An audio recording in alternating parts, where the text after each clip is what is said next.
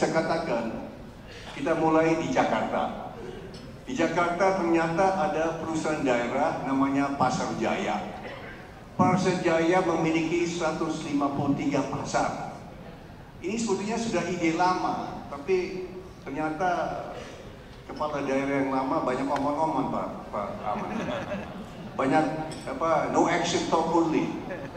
Yang lama, Pak, yang lama ya. Bapak ngerti kan yang saya maksudnya.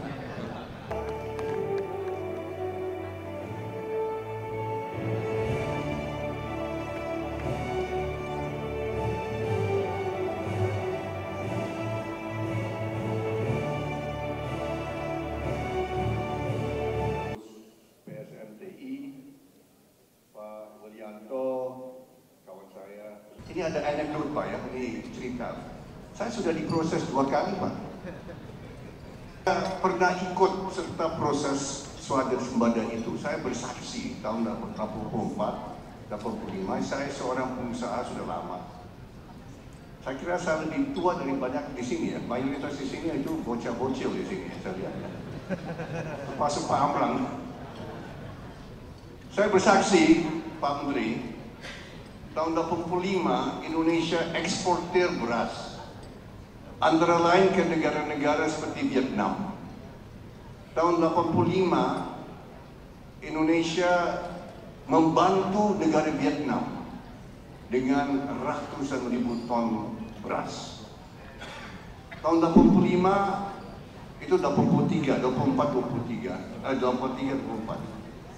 86 Vietnam mau kembalikan pinjaman beras itu. Indonesia kelebihan beras, Pak Amran.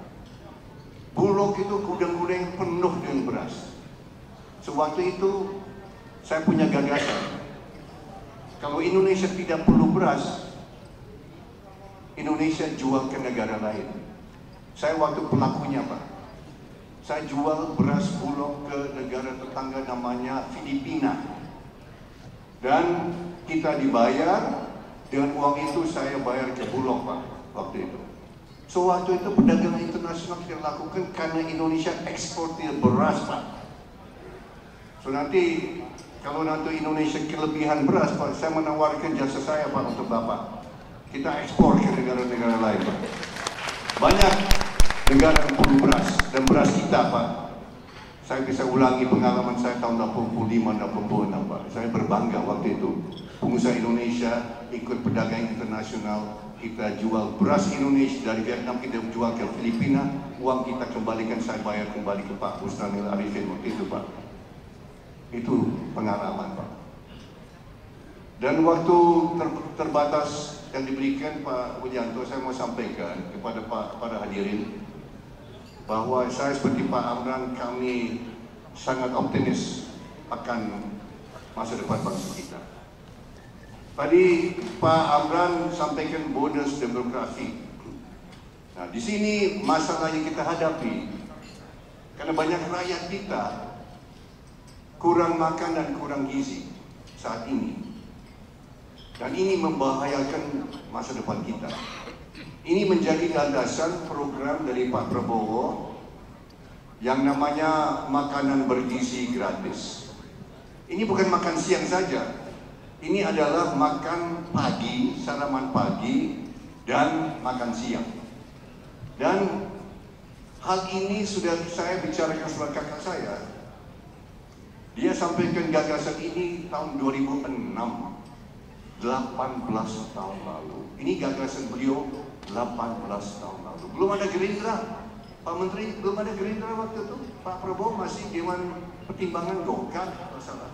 Tapi dia prihatin karena waktu itu ada data menunjukkan bahwa 30% anak-anak Indonesia di bawah umur 5 tahun menderita kondisi namanya stunting. Saya waktu itu tidak tahu itu stunting apa. Yang mengajarkan saya, menjadi guru saya mengenai masalah gizi dan stunting itu kakak saya, Prabowo Subianto, tahun 2006. Dan waktu itu dia punya ide, kita harus memberikan makanan yang bermutu kepada anak-anak kita untuk menghindari malapetaka bangsa, yaitu anak-anak masuk ke angkatan kerja dengan IQ rendah, IQ 70-72. Anak-anak yang mengalami stunting, kalau sudah jadi dewasa, mereka punya IQ 70-72, ibu-ibu, bapak-bapak. Itu yang dijadi masalah bangsa. 1 juta orang, tapi mutunya ya kasihan. Mereka di nasib mereka, kalau kita tidak bantu, kita nolong, itu jadi begitu. Manusia dengan IQ rendah. Nah, ini yang Prabowo ingin memperbaiki. Jangan sampai ini terlanjur. Saat ini menurut Kementerian Kesehatan, kalau tidak salah ya Pak Menteri, 24% anak-anak Indonesia stunting. Sempat naik tahun 2014 jadi 38%. Sekarang sudah ada perbaikan, tapi masih ada masalah serius. 24%. Presiden terpilih yang baru ingin kita kurangi, kalau bisa sampai 0% stunting di Indonesia. Maka perlu peningkatan produksi pangan yang tadi kita sudah lihat tadi Pak Amran. Ya.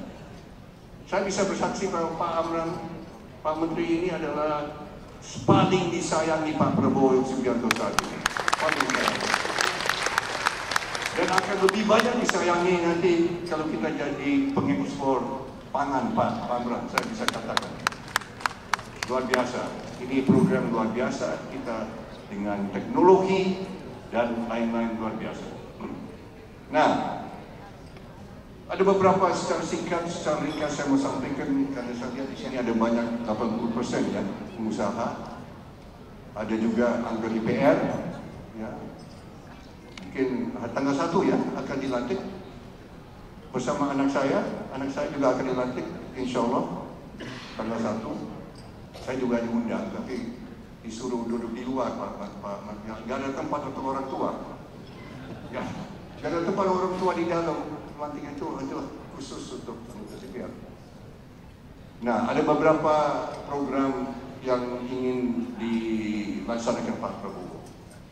Selain dari makanan gratis, ini di pangan itu nanti dilaksanakan Pak Menteri, Pak Amran. Ada suatu kementerian baru akan didirikan kembali, yaitu Kementerian Perumahan. Tadi saya lihat, saya ketemu dengan mantan Ketua Umum REI, kalau tidak salah ya. Salah satu program yang Pak Prabowo ingin jalankan, karena ini program sangat serius. Menurut pemerintah, saat ini ada hampir 11 juta keluarga menunggu rumah layak huni. Hampir 11, kalau tidak salah 10,7 juta. Itu menunggu antrian Pak Menteri. Yang dilaksanakan sejak 10 tahun hanya 200.000 unit Pak Menteri. Ada setiap tahun 800.000, itu tumpuk terus sampai sekarang hampir 11 juta keluarga menunggu rumah layak huni. Di samping 10 juta itu, 11 juta itu, ada 27 juta rumah yang dianggap tidak layak huni. 27 juta. Berarti saat ini ada 37 juta keluarga yang menunggu atau memang pakai rumah tidak layak huni.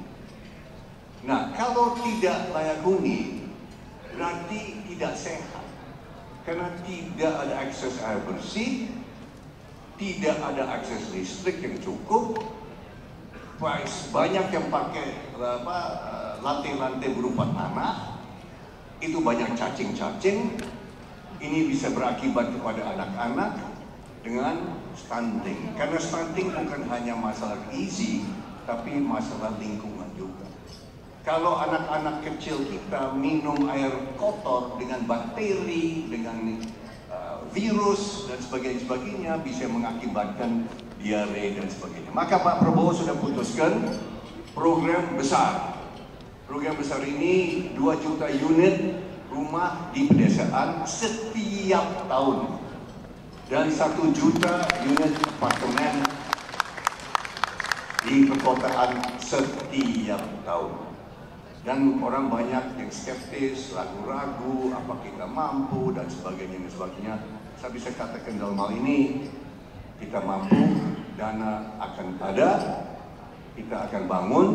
Saya berapa kali sudah keluar negeri, saya sudah 2 kali ke Beijing, kemarin saya pulang dari Qatar, ketemu dengan investor, ketemu dengan yang ingin berikan finance, dari China sudah siap, dari Timur sudah siap, banyak sudah mau bangun rumah-rumah untuk rakyat miskin kita.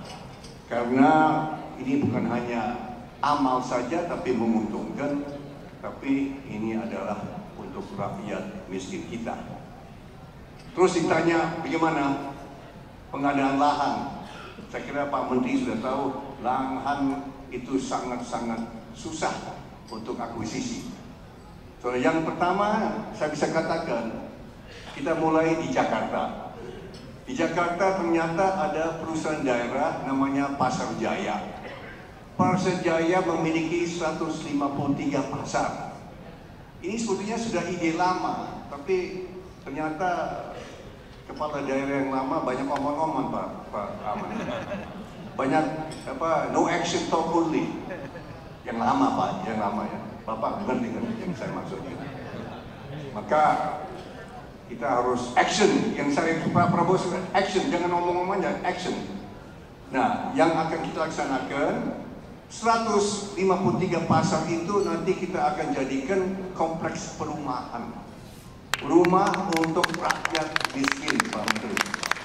153 pasar, kita akan bangun 153 kompleks pasar-pasar itu di banyak. Nanti pasar-pasar itu nanti untuk pedagang kecil, menengah, dan koperasi itu nanti pakai tetap. Yang akan bangun nanti kontraktor-kontraktor. So kalau ada bapak-bapak di sini yang hadir, yang anggota Gapensi atau anggota apa kontraktor-kontraktor silakan nanti bisa ikut partisipasi membangun gedung-gedung. Kita mau bikin seperti Singapura. Kalau Singapura Pak Willy, Singapura saya ketemu dengan HDB. Saya pernah ketemu dengan HDB Singapura, pemerintah Singapura untuk bahas perumahan ini.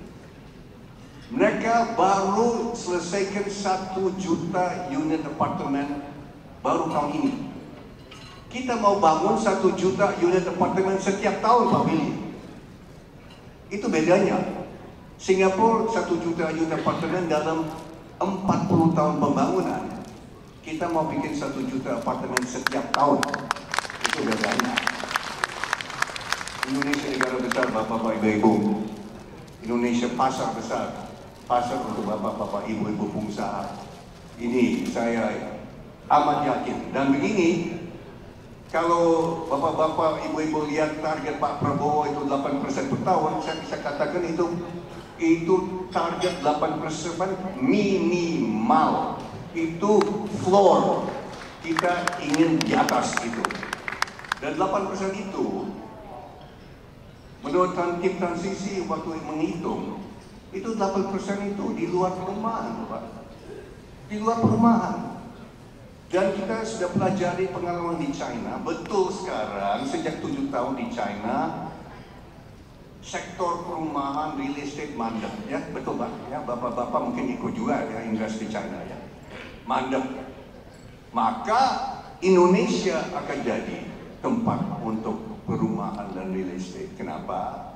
Karena saat ini Pak Menteri, saya baca dan saya lihat sudah pelajari, perumahan saat ini merupakan 14% dari GDP kita Pak. Dengan pengalaman China pernah mencapai 25% Pak. Perumahan itu 25% dari GDP China Pak selama 35 tahun Pak. Dari zaman Deng Xiaoping yang saya kagumi, Pak Teguh, saya paling kagum sama Deng Xiaoping. Prabowo juga kagum sekali sama Deng Xiaoping. Ya. Dan di tahun 82 dia mulai, ya 82-83 mulai di Shenzhen dan di tempat-tempat lain, sampai 2017 pemerintah China 25% itu dari perumahan dan konstruksi. Indonesia sekarang 14% Pak Menteri. Nah, dengan perumahan ini, program kita ini, kita ingin mencapai juga 25%. Maka kita sangat optimis kita bisa tambah 1% lagi dari perumahan dan konstruksi. So ini ke kawan-kawan yang ikut dalam perumahan real estate ini saya kira kabar baik. Pemerintah akan betul-betul dengan mendirikan Kementerian Perumahan dengan Menteri Perumahan yang khusus menangani hal ini. So ini suatu hal dan saya bikin saya optimis. Ada juga program-program lain, misalnya penyebarluasan internet. Ini kita ingin internet sampai ke rumah-rumah orang miskin juga, bukan hanya orang kelas menengah ke atas. Ada program-program yang nanti, dan ini menurut McKinsey, konsultan internasional, McKinsey sudah menyatakan bahwa setiap 10% rumah tangga yang dapat akses ke internet murah, ini bisa menambah 0,7 sampai 1,3% GDP, Pak Menteri. So ini kalau kita tambah ini di atas perumahan dan 8%, saya kira kita sudah mendekati 10% growth setiap tahun, Pak. Dan saya yakin bisa 10-15 tahun kita bisa 10% ke atas itu. So, saya sangat optimis. Maaf, saya ditunggu cucu saya, Pak Beli, saya nggak bisa lama.